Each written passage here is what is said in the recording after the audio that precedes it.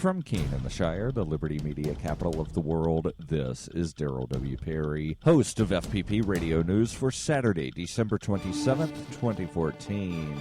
Silver is trading at $16.07 per ounce. Gold is valued at $1,196 per ounce. And according to BitcoinAverage.com, the average price of Bitcoin is $320. Antiwar.com reports a pair of U.S. drone strikes destroyed a house and vehicle in the Sholwal Valley of Pakistan's North Waziristan agency, killing at least 9 people, including 4 who officials say had been ethnic Uzbeks. The Uzbeks were said to be killed in the U.S. attack on the vehicle, though officials conceded they haven't actually confirmed this, and that the ethnicity of the victim was just something they heard. The other 5 people killed are totally unidentified, even nominally, though officials say they believe the house destroyed belonged to a leader in the Punjabi Taliban. Still, they have no idea if the Punjabi Taliban leader was in the house at the time, or indeed if it was even his people who were hit. The U.S. has been picking up the rate of drone strikes in Pakistan in recent weeks, a sore spot in U.S.-Pakistani relations, though most recently Pakistan has been mum on the attacks. Bitcoin Not Bombs is a launching pad for nonprofits and social entrepreneurs into the financial freedom of the Bitcoin economy. Bitcoin Not Bombs offers premium publicity campaigns designed to facilitate an organization's adoption of Bitcoin as a payment system and to fully capitalize on that decision in their fundraising efforts. Bitcoin Not Bombs is fully committed to being the hub of the nonprofit sector of the Bitcoin economy, maximizing the potential cross-promotion of all our clients and commercial partners. To learn more, visit bitcoinnotbombs.com.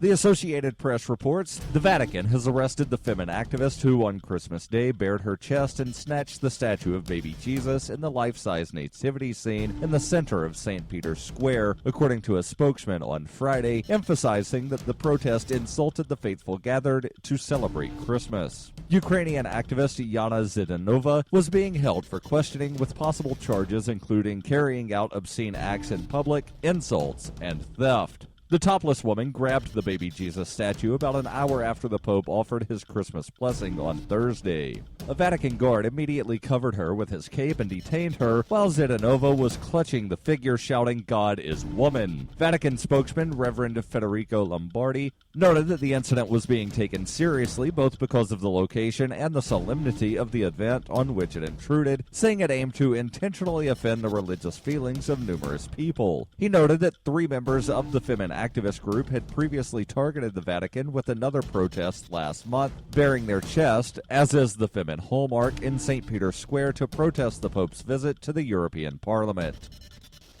For over 35 years, Robertson Roberts has been a trusted source for buying and selling your investment-grade precious metals. They also take Bitcoin for precious metal purchases and permanently removed the minimum purchase order for all orders paid in the digital currency. Call Robertson Roberts today for knowledgeable advice on investing and a forward-thinking approach to new technologies. 850-478-5270 or online at rrbi.co.